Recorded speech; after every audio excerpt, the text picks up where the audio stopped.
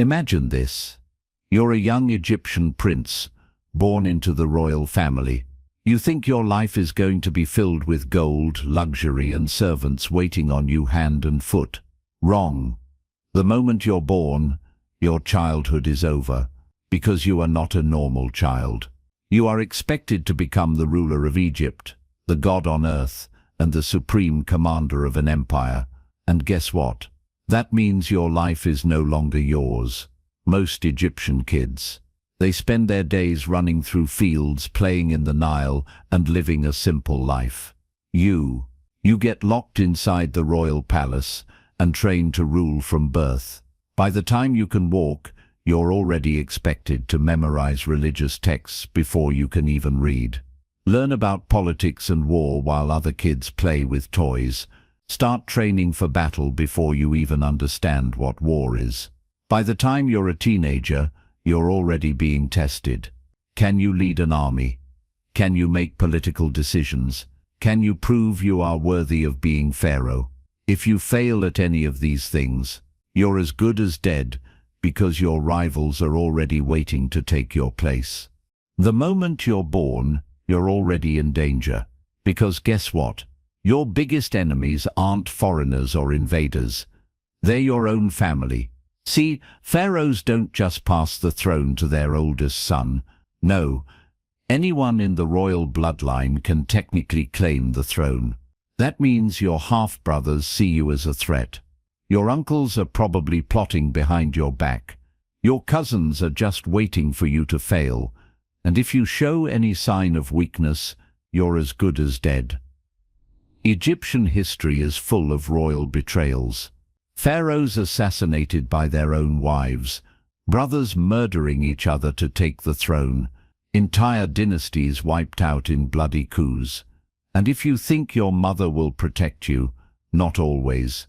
Because in royal families, mothers sometimes helped assassinate their own sons to put a different child on the throne. Brutal.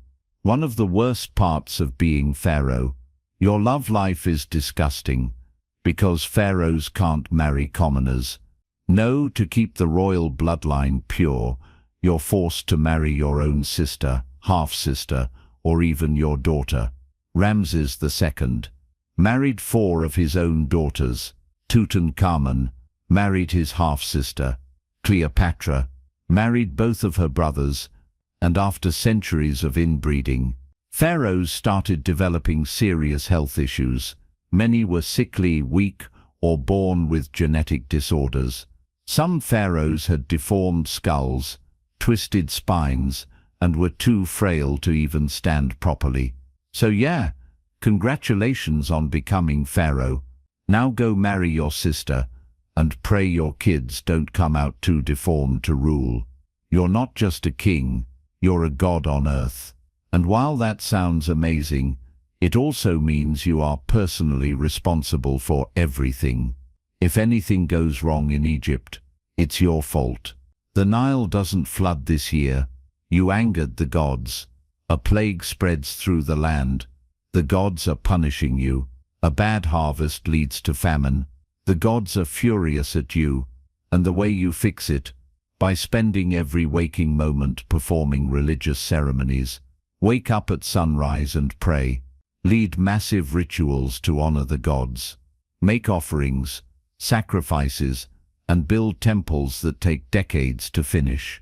And if you fail, your own people turn against you, because if the gods abandon you, Egypt will replace you. And guess what? Most pharaohs don't die peacefully. They're assassinated, overthrown, or erased from history. Your biggest fear as pharaoh? Dying unprepared, because in Egypt, the afterlife is everything. And if your tomb isn't big enough, grand enough, filled with enough treasures, your soul could be trapped forever. So instead of ruling in peace, you must spend your entire reign building a pyramid, force thousands of workers to haul stone in the desert heat, make sure your tomb is secure from grave robbers. And the worst part? Almost every pharaoh's tomb gets robbed anyway. Even the great pyramids were looted. So all that effort? gone the second someone finds where you're buried. And if they destroy your name, your soul is erased forever. Being Pharaoh means you don't just sit on a throne wearing gold jewelry and giving orders. Nope, you have to fight. Constantly. Egypt was one of the greatest civilizations in history, but it was also surrounded by enemies. You're expected to defend Egypt at all costs. Lose a war? You're dead. Egypt had everything that other nations wanted: fertile land, wealth and gold. Lots of gold. Which meant everyone wanted to invade. Here's who pharaohs had to deal with: Hittites, modern-day Turkey, Egypt's greatest rival. Wanted to take over Egypt's land and trade routes. Nubians, Sudan. Controlled gold mines that Egypt wanted. Constant battles over resources. Libyans. Raided Egypt constantly from the west. Assyrians and Babylonians. Wanted Egypt wiped off the map. Persians, Greeks and Romans would eventually conquer Egypt. If you thought you could rule in peace as Pharaoh, wrong. Unlike most kings in history, pharaohs didn't just sit in a palace and send generals to fight their battles. No, you had to lead the army yourself. That meant marching through deserts with no water, wearing 50 pounds of armor under the burning sun, risking your life on the battlefield, surrounded by enemies who want your head on a stick. And if you lose a battle, the entire kingdom could collapse overnight. Because in Egypt, the pharaoh wasn't just a king, he was a god, and gods aren't supposed to lose wars. Let's talk about one of the biggest military disasters in Egyptian history, 1274 BCE. Pharaoh Ramses II leads his army against the Hittites. He thinks it's going to be an easy win. Instead, he walks straight into a trap. The Hittites ambush his forces, surrounding his men and nearly wiping them out. Ramses barely escapes with his life, and when he gets back to Egypt, he lies to everyone. Instead of admitting he almost lost everything, he orders massive carvings in temples claiming he single-handedly won a glorious victory. This, my friends, is what we call ancient propaganda. But the truth? Pharaohs could lose battles, and when they did, their entire kingdom was at risk. If you lost a war, you didn't just lose land or gold, you lost your divine right to rule. And that meant one thing: your people might turn against you. The priests would say the gods had abandoned you. The nobles would start looking for a replacement pharaoh. The army might kill you and put someone else on the throne. So what do? You fake a victory. Every time a pharaoh lost a battle, they rewrote history. They carved fake victories into temple walls. They claimed the gods had tested them, not punished them. They made sure no one in Egypt ever found out what really happened. Because the moment the people stopped believing in you, you were dead. Losing a battle wasn't just bad for your kingdom. It was a personal nightmare, because if you get captured by the enemy, you're about to die in the worst way possible. Here's what different empires did to their enemies. The Assyrians flayed their prisoners alive. The Persians tied you to boats and let insects eat you alive. The Greeks paraded you in chains before executing you. The Romans humiliated you in front of a crowd and then strangled you. And if you were really unlucky, you might even be sacrificed to a foreign god. Which means, not only are you dead, but your soul doesn't even get into the Egyptian afterlife. And for a pharaoh, that's worse than anything. Okay, so maybe you're lucky. Maybe you win your wars, crush your enemies, and return to Egypt victorious. That's great. But guess what? Your biggest enemy is still inside Egypt. Because at least once in your reign, your own people are going to rebel against you. Why? Because Egyptians were actually really good at overthrowing pharaohs. If they thought you were weak, or that the gods had abandoned you, they'd rise up, A bad harvest meant the gods were angry. A plague meant the gods were punishing Egypt. Losing a war?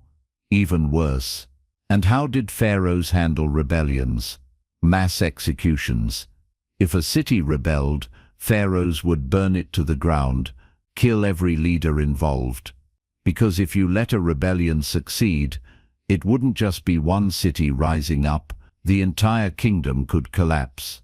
And if that happened, the pharaoh would end up assassinated, exiled, or erased from history. So far, we've covered how being pharaoh meant constant war, betrayal, and the worst family drama in history. But now, we're diving into the one thing that controlled every single aspect of a pharaoh's life: religion. Because in Egypt, being pharaoh wasn't just a political job, it was a divine obligation. You weren't just a king, you were literally considered a living god. And if you think that sounds cool, you're about to find out why it was actually a complete nightmare. In Egyptian belief, the universe was held together by one thing: Ma'at. Ma'at was the cosmic order, the balance between good and evil, life and death, order and chaos. And guess who was personally responsible for making sure Ma'at didn't collapse? You, the pharaoh. Which meant if anything went wrong in Egypt, it was your fault. The Nile doesn't flood. The gods are punishing you. A plague spreads through Egypt. You made the gods angry. A foreign army invade. The gods have abandoned you. A bad harvest leads to famine. You are a failure. And because you were a god on earth, you couldn't just say, "Hey, not my fault. I'm just one guy." Nope. If the gods were angry, it was 100% your fault. And that meant you had to fix it. Pharaohs had absolute power, but the priests controlled the gods. And if the priests decided that the gods had abandoned you, you were finished. The priests could turn the people against you, declare that a different pharaoh was chosen by the gods, stage a coup, and replace you. This actually happened multiple times in history. One of the craziest stories of a pharaoh getting overthrown comes from the reign of Akhenaten. Remember him? He was the pharaoh who tried to change Egypt's entire religion by banning the old gods and worshipping just one god, Aten, the sun god. Well, guess what? The priests hated him, and when he died, they destroyed his statues, erased his name from history, brought back all the old gods immediately. The lesson: you could be the ruler of Egypt, but if the priests turned against you, you were screwed. At this point, you've spent your entire life being worshipped as a god. Your entire reign trying not to anger the gods. Every waking moment performing religious rituals. Every crisis wondering if the gods are about to punish you. And now, it's time to prepare for death. Because if you thought being a pharaoh was stressful while you were alive, wait until you hear about the insane amount of work you had to do just to get into the afterlife. So, we've covered how being pharaoh meant constant war and political backstabbing, religious duties that ruled every second of your life, the priests controlling your fate and possibly overthrowing you. Sounds bad enough, right? Well, we're not even close to finished. Because pharaohs didn't just fear being overthrown or losing a war, their biggest fear was actually what happened after they died. Because in ancient Egypt, death wasn't the end. Nope, your entire afterlife depended on what you did while you were alive. And if you didn't do things perfectly, your soul could be destroyed forever. Pharaohs were obsessed with the afterlife. Why? Because Egyptian religion believed that when you died, you didn't just go straight to paradise. Oh no, you had to pass a series of deadly cosmic tests first. Here's what happened after you died, according to Egyptian belief. Your soul left your body, but stayed near the tomb. You had to navigate through a terrifying, monster-filled underworld duat. At the final stage, you stood before the gods for judgment. Your heart was weighed against the feather of truth. If your heart was too heavy, meaning you were a bad Pharaoh, your soul was devoured by the demon Amit. You were erased from existence forever. If you passed, you entered the field of reeds, Egyptian paradise. So pharaohs weren't just fighting wars on earth. They were spending their entire lives preparing for a battle in the afterlife. And if they screwed it up, they'd be erased from existence. That's why pharaohs went completely insane, making sure their tombs and burial rituals were flawless. Which brings us to, the second you became pharaoh, your #1 priority wasn't ruling Egypt. It was building your tomb, because if your tomb wasn't perfect, your soul might get lost in the afterlife. So while most people spend their lives avoiding thinking about death, pharaohs had to obsess over it every single day. Pyramids took decades to build. They required thousands of workers and architects. They had to be filled with treasure, food and statues to prepare you for eternity. If you died before your tomb was finished, big problem, because that meant your soul had nowhere to go, which meant you might get trapped between life and death forever. Think of it like being a ghost in limbo, but for all eternity. Now let's talk about the actual process of building a tomb. You might think, well, pharaohs had thousands of slaves to do all the work. The pyramids weren't built by slaves. They were built by massive teams of skilled workers, stonemasons and engineers. And the work was brutal. Limestone blocks weighing up to 80 tons had to be dragged for miles. Stone had to be cut with basic copper tools which broke constantly. Workers lived in overcrowded labor camps, dying from heat and exhaustion. And if a pharaoh's tomb wasn't finished in time, his successor might steal it and claim it as their own.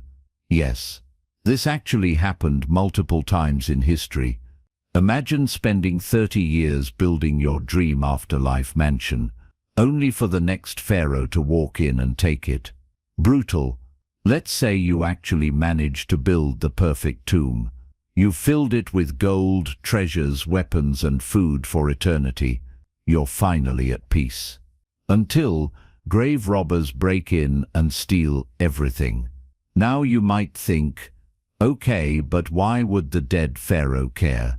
He's already dead. Because in Egyptian belief, if your tomb was robbed, your soul was doomed. Why? Because everything buried with you was supposed to be used in the afterlife. If someone stole your food, you'd starve in eternity. If someone stole your weapons, you'd be defenseless in the afterlife.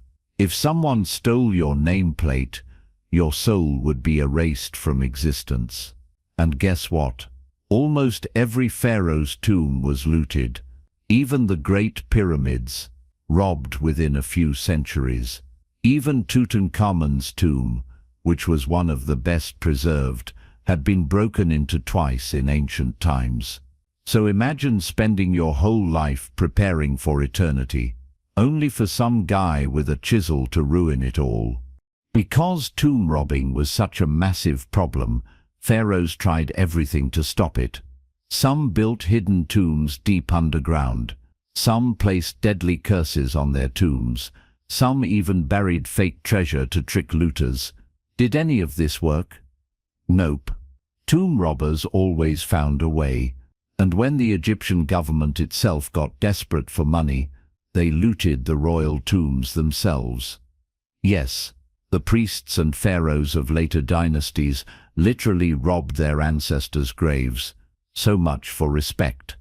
Now let's say you died, your tomb was robbed, but at least your name survived. That's not enough. Because if your name was erased from history, your soul would be destroyed forever. This was called damnatio memoria, the damnation of memory. And it was the worst punishment a pharaoh could suffer. How pharaohs got erased from history: their names were chiseled off monuments, their statues were smashed, their records were destroyed, and just like that, they never existed. Some pharaohs, like Hatshepsut and Akhenaten, were nearly wiped from history. It took thousands of years before archaeologists rediscovered them, which means that for centuries they were completely forgotten, which for an Egyptian pharaoh was worse than death. Being pharaoh meant you spent your whole life preparing for death. You had to build a tomb before you died, or risk getting stuck as a ghost. You had to protect your tomb from grave robbers. You had to make sure your name wasn't erased. And after all that, most pharaohs still got robbed, erased or forgotten. So, was it worth it? Probably not. But if there was one thing pharaohs feared more than death, it was being forgotten. So, after everything we've covered, pharaohs living in constant fear of war, betrayal and assassination, the crushing pressure of being a living god who could never fail, spending an entire life building a tomb only to have it looted and erased. You might be wondering, what happened to the pharaohs in the end?